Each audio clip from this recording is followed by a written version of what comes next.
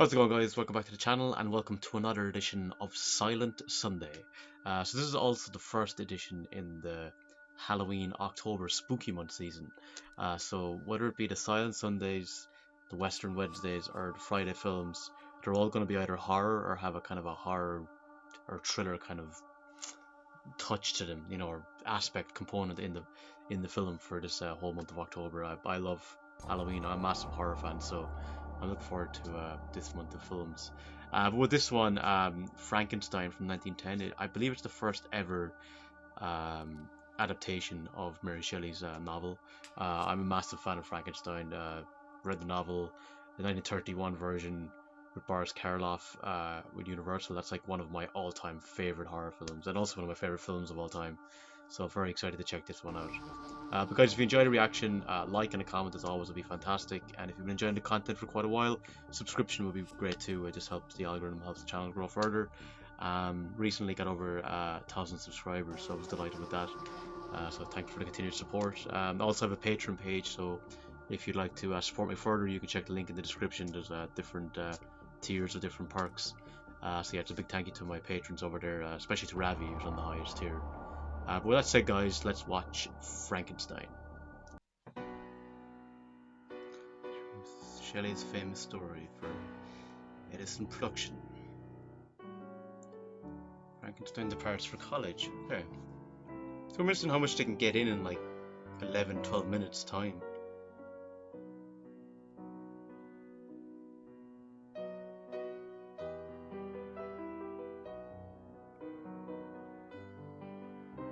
Years later, Frankenstein has discovered the mystery of life. We're getting into it straight away. I suppose they have to,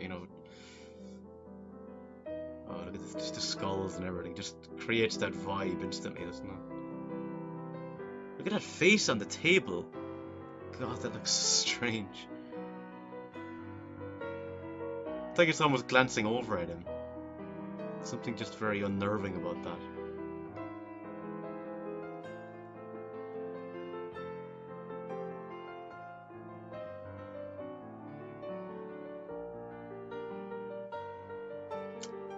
Happy with his ideas.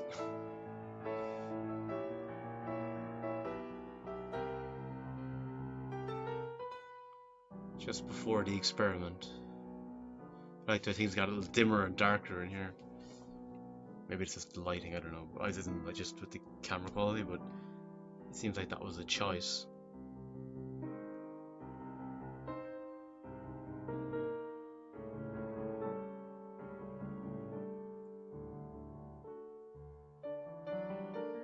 Tonight my ambition will be accomplished, discovered the meaning of life and death, and in a few hours I shall create life the most perfect human being that the world has yet known. When this marvelous work is accomplished, I shall hang on.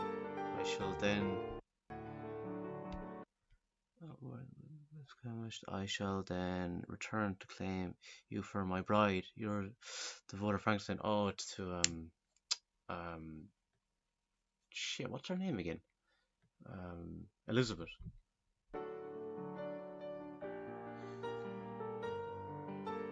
At least it's usually Elizabeth in various adaptations and in the book.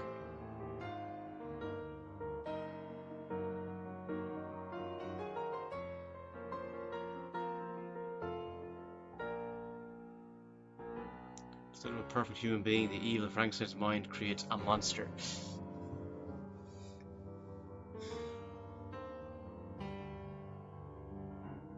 I'm looking forward to seeing what the creature is like for this one. Is that like a cauldron behind them? All the various different things, the potions and whatnot.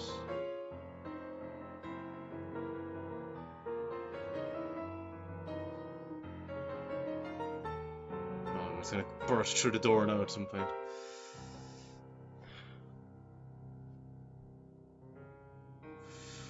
I love the slow reveal. God, just think what audiences would have been going through seeing this, experiencing this in 1910. I mean, film itself is like such a crazy thing to them, but to see like this creature emerge, it must have just absolutely terrified them.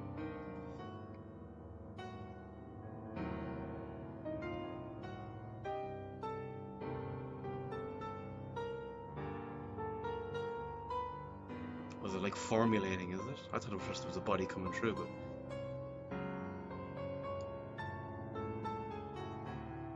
Oh, it's like kind of forming together. Kind of reminds me of the scene in Hellraiser when Frank kind of comes back, re-emerges. He's exactly like that, actually. I wonder if it was Hellraiser inspired by that.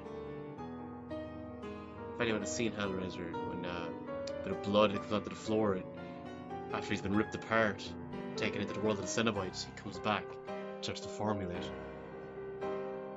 That's a really cool effect. I wasn't expecting that at all, now I have to say, for a film this old.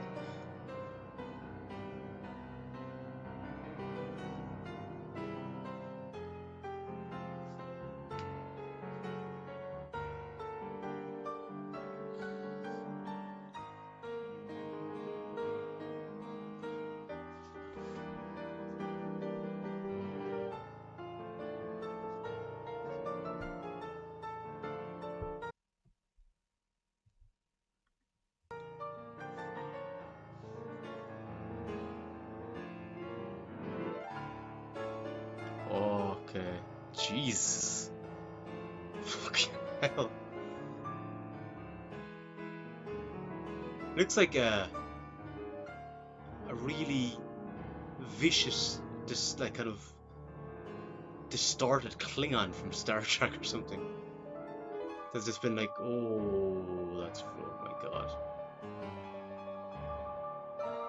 It's just little things like that can create Frankenstein and Paul by the side of his evil creation. Just little things like that, the hand slowly coming through, you know.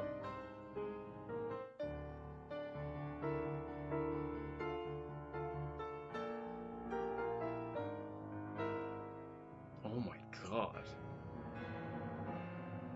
Jeez.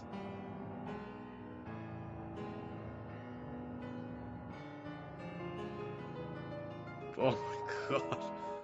Kind of reminds me of Nosferatu a bit, kind of coming in through when Harker's on the bed in the castle.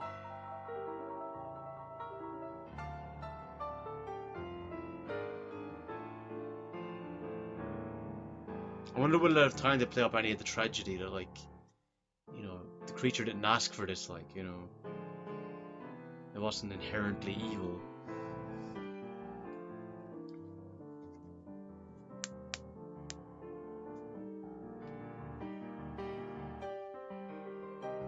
Thought it was a dream, did he?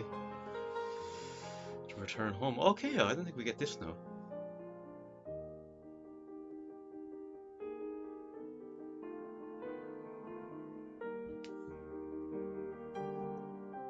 That must be Elizabeth, I'd say.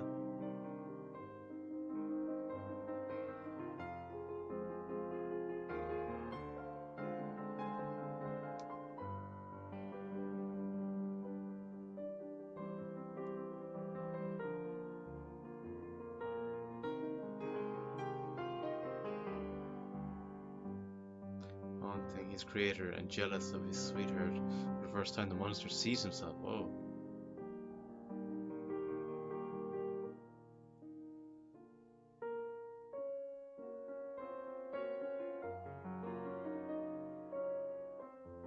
Of course, there are those who say that Frankenstein is the real monster and not the creature, which I think there's a very strong case to be made for that.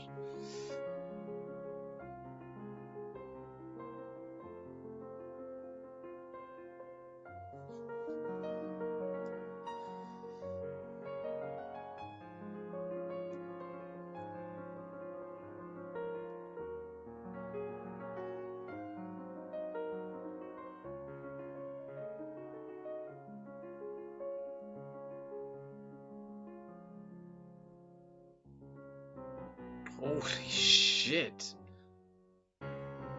It actually looks really creepy. Oh. I think it works better in the distance. Like when we saw him from the mirror, like that was really creepy. Seeing him engage right beside him like that, maybe not as effective. But again, it's 1910, like I'm not gonna be too harsh on it, you know.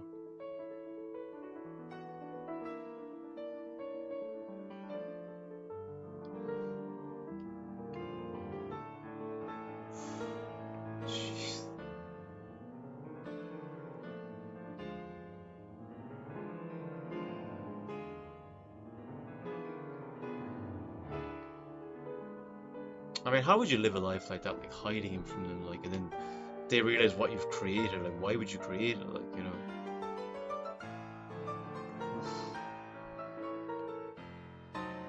Oh, yeah, horrified by what he sees now. That's where a lot of the tragedy is in it, like, you know. He drives the creature to do what he does. The Bride of Night, Frankenstein's better nature asserting itself.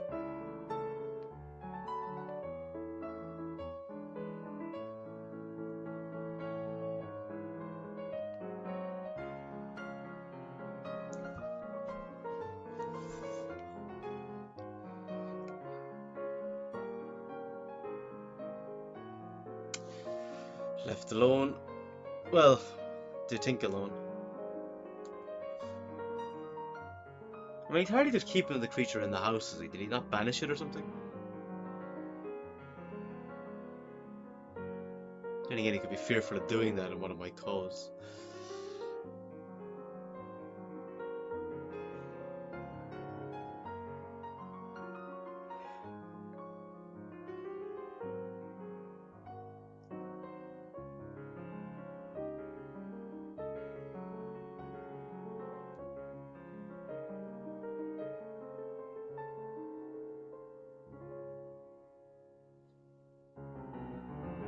Oof.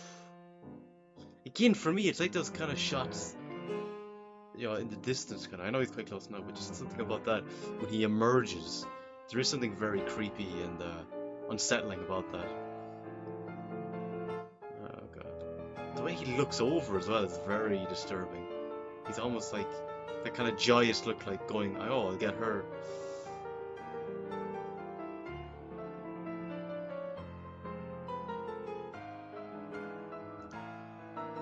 Oh, I thought he killed her. I mean, frightened her to death even.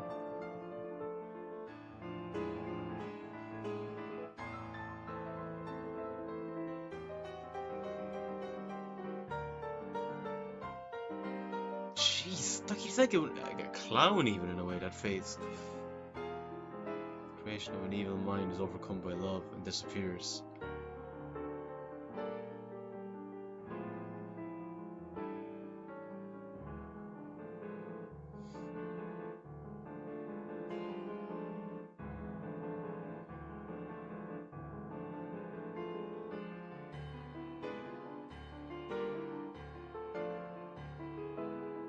Imagine seeing in yourself what others feel about you. What? They vanish?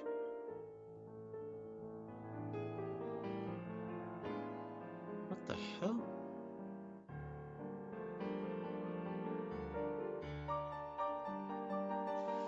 Oh. Is that a metaphor? Sees it himself? Oh, it looks like he's celebrating there.